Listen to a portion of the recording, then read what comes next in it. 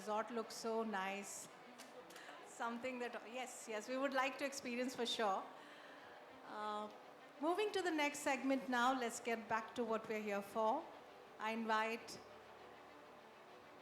Miss Pinky Vishwanathan to. So I'm so mixed up with the names. Oh, Pinky is sitting there, and we have Miss Priya Vishwanathan to deliver the keynote address. Request you to kindly come up on the stage, ma'am.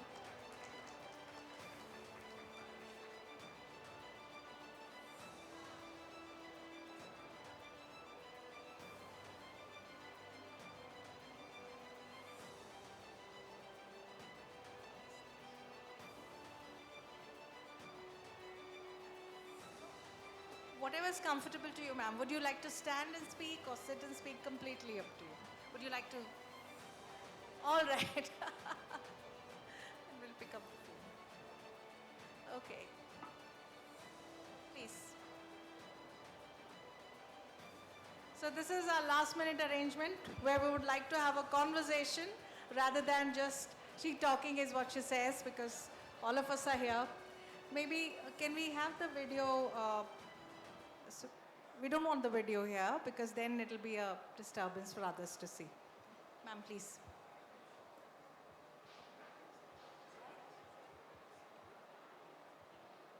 IWH is all about bringing out stories of women, and when I spoke to Ms. Priya, I said, ma'am, you need to deliver the keynote address, and she said, all right.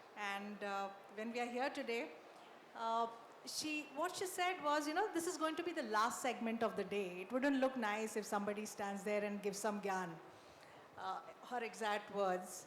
So what we will do now is have a few questions and get the gyan out of her. So ma'am, we would like to know a bit about your hospitality journey. How did you choose the field, and what made you take up a career which was not so popular at our time for that matter? I thank you so much, Lakshmi, for getting me here. And thank you, Mr. Mohan Kumar, for getting me here as always. So it's a real honor to speak to all of you. And I don't know how much my journey can make a difference, but if I can give something to each one of you which makes a difference, I think it was worth the effort of Lakshmi for what she's done. I've been with the industry. It says out here, General Manager Armour Stays and Trails. I'm on a retirement mode. Not retired, but I've taken a break from work, and like my friend Ritu was saying, you're servicing yourself. So I've been with the industry for 35 years, and when I joined in 1990, if you want to hear why I joined, was because I wanted to be a doctor. And the same day that you had the hotel management exam, you had AFMC exam. So I wanted to obviously become a doctor, and my brother was taking me and he said, no ways you'll get through AFMC, at least get through hotel management. And that's where I was, and I got through.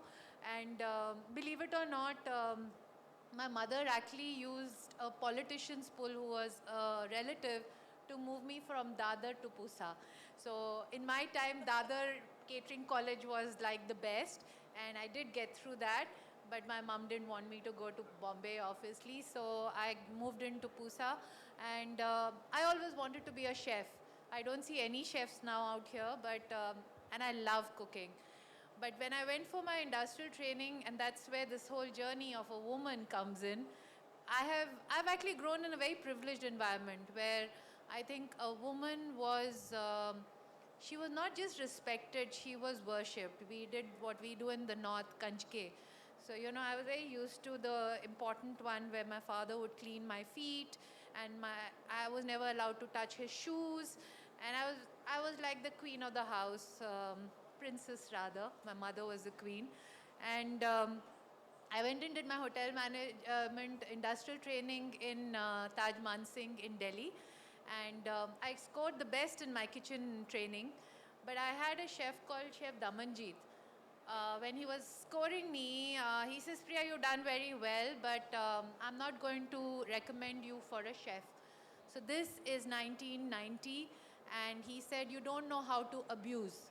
And that's why I was not accepted in the kitchen. I don't know what life would have been if I had become a doctor or I'd become a chef, and what I've become today. So it's been a journey, Lakshmi. I think, and then I didn't want to get into F&B service. I came from that fancy house. I didn't want to be a waiter. I didn't want to pick up dirty utensils. I did not want to join housekeeping because I was made to clean toilets. I'm really sorry. I was a little arrogant little one. If any of my friends hear this, then they can relate with it. So I joined the front office department in Taj Mansingh, and 3 days hence, I had a guest who came and just started abusing me. Something gone wrong in his room, and I was like this little kid who was standing there as a management trainee, and he started shouting at me. I had never been shouted at. Nobody had ever raised their voice. So I was not used to somebody being aggressive, rude, angry in front of me. So he shouted, and I came back to the back office and I started crying. And that was 3 days in Indian hotels. I decided this is not the job for me and I better leave it. So I went back home, told my great mother that I don't think I want to be here and it's not meant for me. And my mom had to say, you can't leave as a loser. And remember something, so it's not spiritual or religious, but what she told me stuck by me. She said, you know, you have come with a lot of past karma. So every time somebody shouts at you, you know, you're getting over your past karma because you didn't do anything wrong. But you are representing the organization and you have to listen to them carefully and you have to deal with the work. And I think that really stuck by me. I wanted to leave my job very often. I have a boss out here who also questioned me many times, what are you thinking wrong? But I believe that till my karma was there to go through this journey, I did that. And I decided not at a whim, I was thinking, what am I doing with myself? And one fine day I just put in my papers, I've left my job at a high. I was doing well. I've got Subha out here who I was talking to, trying to get her property also to sign up with Ama Stays and Trails. And the last month we signed 50 properties. I felt very good when I left. So the main thing was, okay, I don't know if I'm bringing up my son this way, but I was brought up that never leave as a loser. Leave when you are at a high and don't leave when you are upset with things. So be there when you're happy. So and I think that's been my journey. Of course, you asked me what I did. So I joined Indian Hotels as a management trainee. Was there for 35 years. I was in operations where I was sent to St. James Court. So I got the opportunity to work outside the country, which was very interesting. And I think the earlier panel was talking about the difference between Indian hospitality and the hospitality outside. And I wanted to speak about that, where it was interesting that I learned to say no for the first time when I went to UK. Because in India, we were never told to say no. Like, yeah, always, you know, I had a guest who came in and there was no room ready, so I was making him sit down in the lobby and I said, sir, can we serve you a cup of tea? And the general manager called me to his office and he said, what the hell are you doing? And the general manager was an Indian, Mr. Manik Patel, God bless his soul. He was the last general manager at Taj Mahal Hotel also, but that was not the case in UK. And he says, you just tell them, check-in is at 2 o'clock, check-out is at noon. Please leave your bags here and you can come back and check in at 2 o'clock. I didn't know how to say that. So that's the difference between Indian hospitality, where I think we bend a bit too much. And sometimes it affects us. And that's why I'm saying that I'm still servicing myself, because after 35 years, Lakshmi, I just felt burnt out because there's so much we take out here. And I think as a woman, you take a lot of things more personally. So my last boss was younger than me, and he would tell me, he says, Priya, why do you take everything to your heart? And why don't you, it's the job you're doing, so stop it, you know. And I said, when somebody is getting upset with me, I do take it to my heart. And yes, that's where a woman needs to change herself, because I think whatever we do with a lot of diligence. We take things personally, which maybe can lead to a burnout. So right now I'm unburning myself, and I'm liking what I'm doing, but I won't say I'm retired. But so that's been my journey.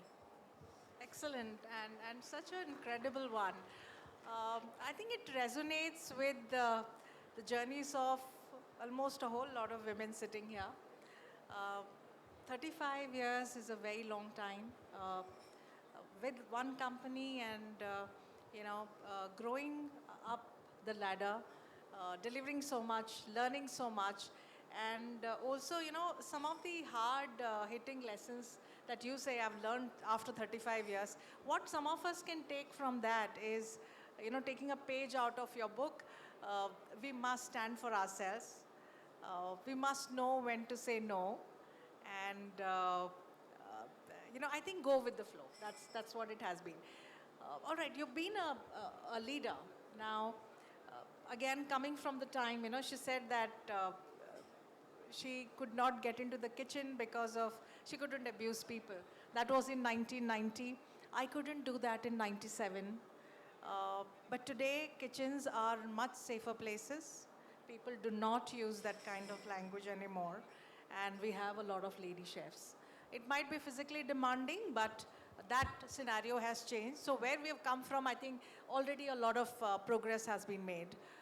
My next question to you would be, when you were in the leadership role, were you taken seriously, or were you looked at the glasses that were colored saying that she's a lady boss? Did you feel that any time? Okay, so I have never felt different from a man, and I think that's because of my upbringing. Because as I told you, I was a little more superior in the house than my poor brother. But I worked in an organization where I never felt the difference between a man and a woman. Of course, it's the difference that would happen between individuals. But as an organization, I don't think I was talking, like I read about it, I would see others talk about it, my friends, pay parity, how they are treated. But I was really fortunate to be in an organization like IHCL, where a woman was, I think, a little more respected than a man. But individuals, yes, they do. Like I can just share it, and she told me to share my stories. So I'll just keep telling you my stories. Where I remember in a meeting where we were just talking of some directions, and I had a team which was not from Bangalore, and I was trying to tell them how to reach a particular place in Bangalore. And one of the guys said, "Tujhe kya pata hai?" And I was like, because I drive, and how could he say that to me? That was the individual who remarked at me. But I just have one suggestion to all of you, and this is by learning from the hit and trial that's happened in my life. If somebody is trying to show you down, you should just move away from that instead of fight those people. Because I don't think I'm not being arrogant, but I don't think they're worth it. So it's more important for you to not feel hurt and say why they're misbehaving with me. And usually it's very difficult to walk out of spaces where somebody is misbehaving with you.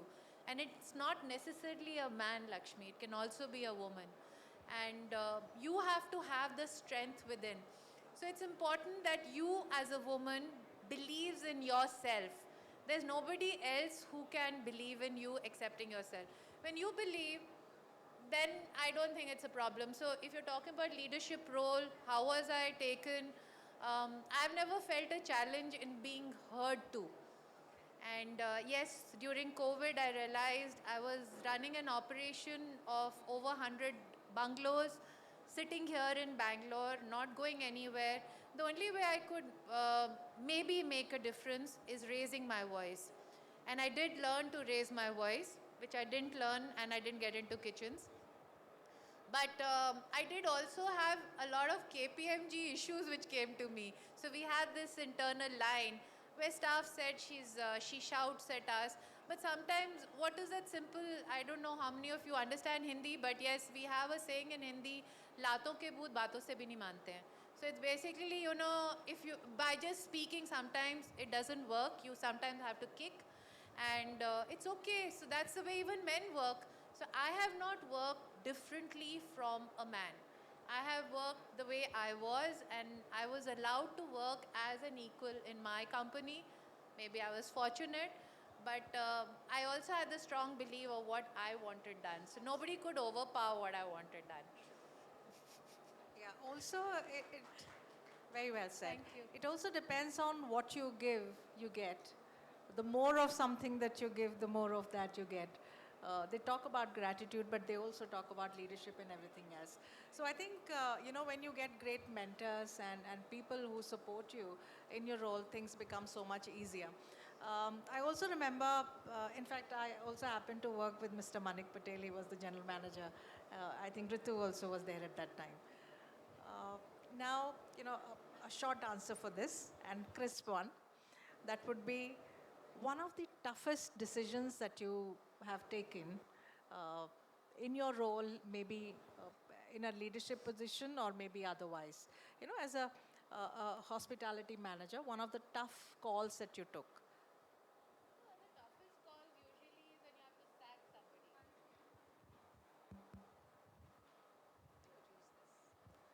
I think one of the toughest calls is when you have to ask somebody to leave. And I came from an organization where nobody would be asked to leave.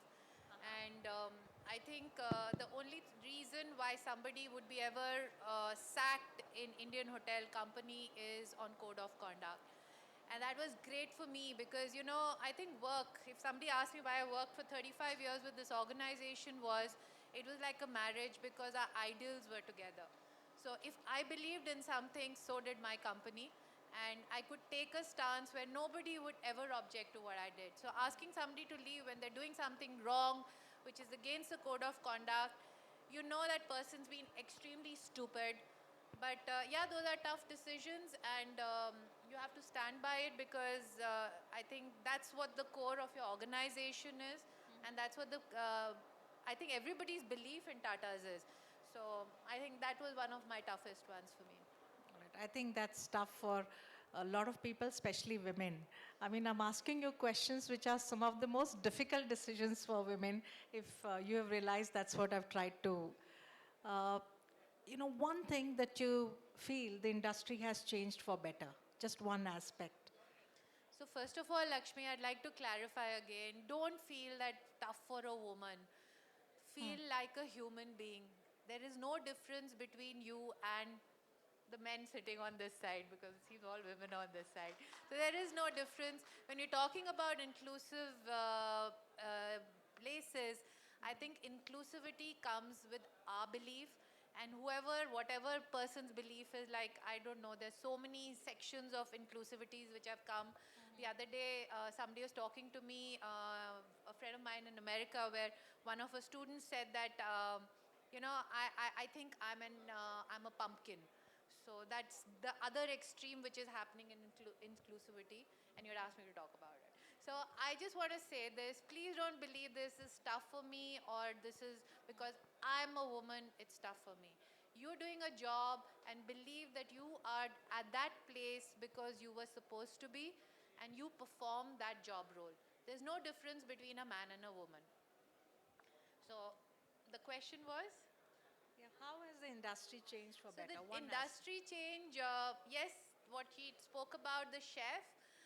It's great to work in kitchens today, and I think today, when I started working, my mom didn't want me to join hotels, although I did hotel management, because I was caught in one of those waitings which we all do when we're doing our hotel management at Taj Palace, and some of the family saw me with a black and white uniform holding a tray. So they called up my mom and said, "What the hell are you doing with the daughter? How can she be standing there as a waiter?" But today I think there's a lot of respect for people working in hotels. Only sad part is that out of 100 students who pass out, 90 of them don't join hotels. So hotel management students don't like to come into our industry. It's a different sector which is coming. So when we see people who are rising, the managers,